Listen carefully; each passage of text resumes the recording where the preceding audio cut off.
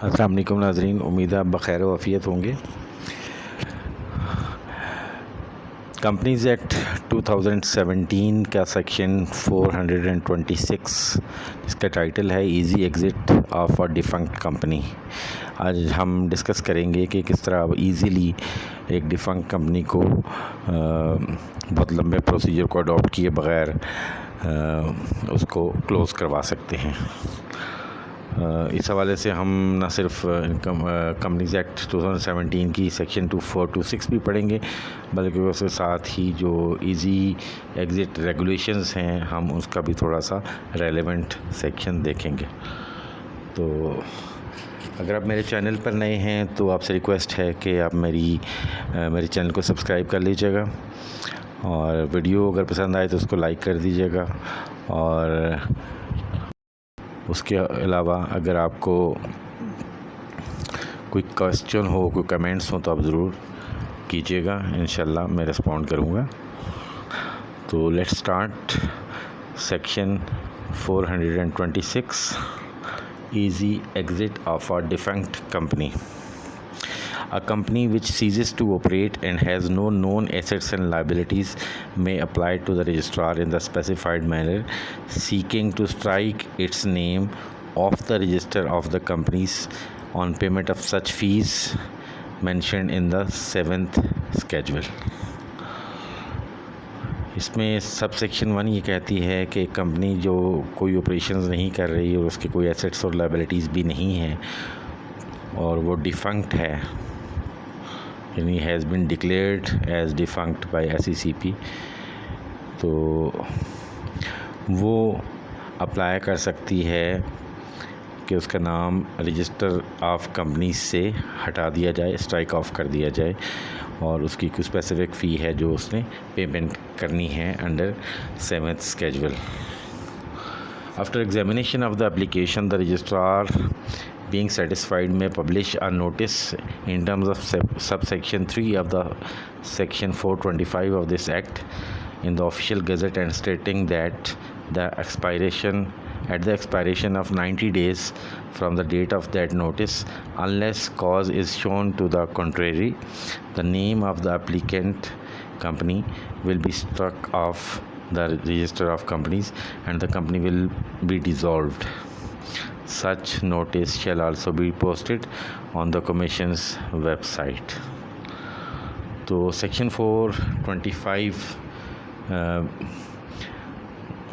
Dissolution of the companies यानी defunct companies की dissolution के हवाले से है। तो उसमें उसके मुताबिक यानी उसकी सब सेक्शन 3 के मुताबिक पहले तो रजिस्ट्रार एप्लीकेशन को एग्ज़ामिन करेगा, और अगर वो सेटिस्फाइड होता है तो वो फिर एक नोटिस पब्लिश करेगा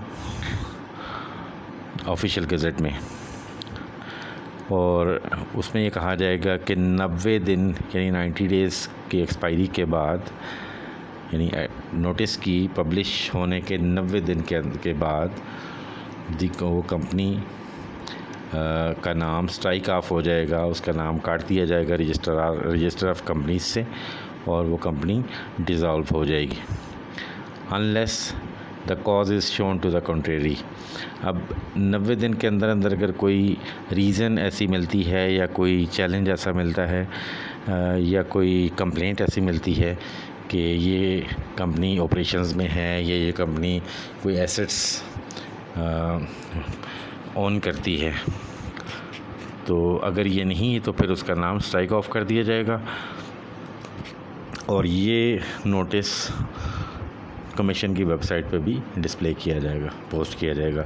यानी कि commission means SECP securities and exchange commission of Pakistan की वेबसाइट पे भी ये नोटिस पब्लिश कर दिया जाएगा, और 90 दिन के अंदर अंदर वो कंपनी डिज़ोल्व हो जाएगी। सब सेक्शन 3 कहता है at the expiration of the time mentioned in the notice, the registrar may, unless any objection to the contrary is received by him, strike its name off the register and shall publish a notice thereof in the official gazette, and on the publication of such notice the company shall stand dissolved। तो notice में जो time period mentioned है यानी 90 days, वो गुजर जाते हैं और उसमें कोई ऑब्जेक्शन नहीं आता, तो वो रजिस्ट्रार उस कंपनी का नाम रजिस्टर ऑफ कंपनी से डिलीट कर देगा और एक नोटिस ऑफिशियल गज़ट में पब्लिश करेगा, और जो ही ये नोटिस पब्लिश होगा वो कंपनी डिसॉल्व्ड डिक्लेयर होगी। Provided that the liability, criminal, civil or otherwise, if any of the every director, officer or member of the company shall continue and may be enforced as if the company had not been dissolved। इसमें प्रोवाइज़ो है जिसमें यह है कि किसी किस्म का कोई क्रिमिनल, सिविल या अदर कोई क्राइम अगर होता है या कोई केस होता है तो डायरेक्टर, ऑफिसर या मेंबर ऑफ द कंपनी के ऊपर कोई जो ऑफेंस है या पेनल्टी है वो उसी तरह लगेगी जैसे ये कंपनी अभी तक ऑपरेशन में है। तो ये सेक्शन 426 है।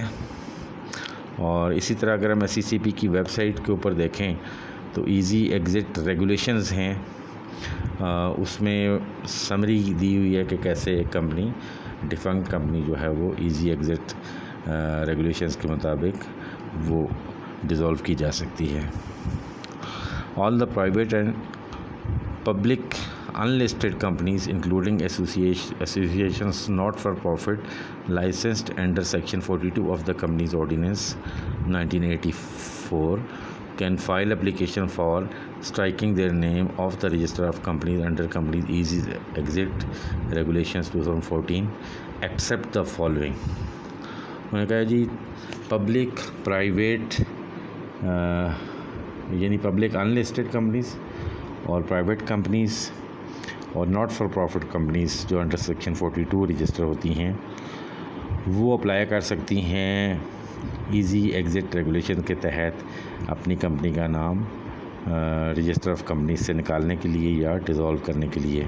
लेकिन कौन कौन सी कंपनीज़ नहीं कर सकती वो हैं जी सब्सिडरीज़ ऑफ लिस्टेड कंपनीज़ यानी लिस्टेड कंपनीज़ की सब्सिडरीज़, फॉरेन कंपनीज़ यानी फॉरेन कंपनीज़ भी नहीं कर सकती, trade organisations licensed under the trade organisations act 2013, तो ट्रेड ऑर्गेनाइजेशंस जो हैं वो नहीं कर सकती। Companies which have liabilities outstanding in relation to any loan obtained from the banks और financial institutions, taxes, utility bills और any obligations towards the government departments और प्राइवेट पार्टीज़। तो ऐसी कंपनी जिनकी लाइबिलिटीज़ हैं किसी फाइनेंशियल इंस्टीट्यूशन या bank की तरफ, या कोई टैक्स उसने पे करना है या यूटिलिटी चार्जेस उसने पे करने हैं, या गवर्नमेंट डिपार्टमेंट या प्राइवेट पार्टीज़ की तरफ कोई ओब्लिगेशंस हैं उनकी, तो वो भी इन रेगुलेशंस का फ़ायदा नहीं उठा सकती, यानी वो भी डिज़ोल्व नहीं की जा सकती अंडर इजी एग्ज़िट रेगुलेशंस। ऐसी companies against which the investigation, inquiries or inspections are either pending or are in the process of initiation, or any matter under the prosecution or pending before the court or any other competent authority। ऐसी company जिनके ख़िलाफ़ कोई enquiries, investigations या inspections चल रही हैं, pending हैं अभी या शुरू होने वाली हैं, या प्रोसिक्यूशन चल रही है उनकी किसी कोर्ट ऑफ लॉ में या किसी कॉम्पिटेंट अथॉरिटी में, तो वो भी इन रेगुलेशन के तहत वाइंड अप नहीं की जा सकती। नेक्स्ट है companies having dispute regarding management और शेयर होल्डिंग। ऐसी कंपनीज जिनका कोई डिस्प्यूट चल रहा है मैनेजमेंट के हवाले से या शेयर होल्डिंग के हवाले से, वो भी इजी एग्ज़िट रेगुलेशंस के तहत डिज़ोल्व नहीं हो सकती अनलेस कि वो उनका मैटर रिजॉल्व हो जाता है। कंपनीज फाउंड इन्वॉल्व इन इलीगलिटीज़ और फ्रॉडुलेंट एक्टिविटीज़, तो ऐसी कंपनीज जो इलीगल या फ्रॉडुलेंट एक्टिविटीज़ में इन्वॉल्व हैं वो भी अप्लाई नहीं कर सकती। Housing and real estate development और real estate marketing companies, real estate development, marketing या हाउसिंग कंपनीज़ वो भी इसमें अप्लाई नहीं कर सकती। नंबर 9 पे है companies involve in soliciting public deposits and repayment thereof और डिलीवरी ऑफ प्रॉमिस्ड गुड्स और services thereagainst is yet not completed. तो ऐसी कंपनीज जो पब्लिक डिपॉजिट लेती हैं, पब्लिक से डिपॉजिट लेती हैं और उनकी रीपेमेंट या डिलीवरी ऑफ गुड्स और सर्विसेज जो है वो अभी तक कंप्लीट नहीं हुई, तो वो भी इससे फ़ायदा नहीं उठा सकती। इन कंपनीज़ के अलावा बाकी तमाम कंपनीज़ चाहे प्राइवेट हैं या पब्लिक हैं, वो इजी एग्ज़िट रेगुलेशन के तहत वाइंड अप की जा सकती हैं। अब स्टेप 2 इसमें है फाइलिंग ऑफ एप्लीकेशन।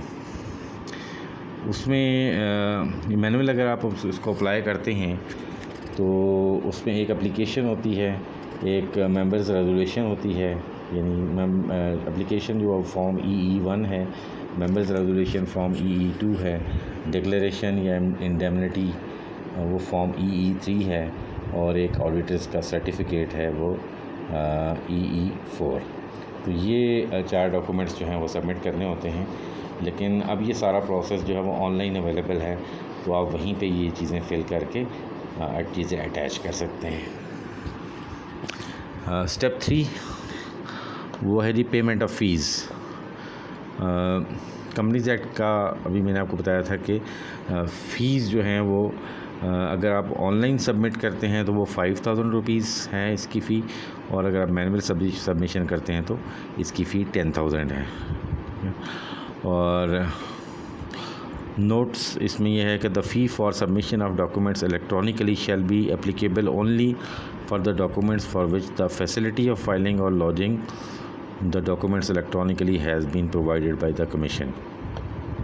अगर कोई डॉक्यूमेंट की ऑनलाइन फैसिलिटी अवेलेबल ना हुई तो फिर उस पर मैनुअल फ़ीस अप्लाई होंगी, लेकिन अब ये सारा प्रोसेस जो है वो ऑनलाइन अवेलेबल है। तो इस तरह 90 डेज़ के अंदर आपकी कंपनी जो है वो डिज़ोल्व हो जाएगी through companies easy exit regulations. I hope कि ये वीडियो आपके लिए वैल्यूएबल होगी, बेनिफिशियल होगी, इंफॉर्मेटिव होगी। तो हाज़िर होते हैं एक नई वीडियो के साथ। तब तक के लिए इजाज़त दीजिएगा। अल्लाह निगहबान।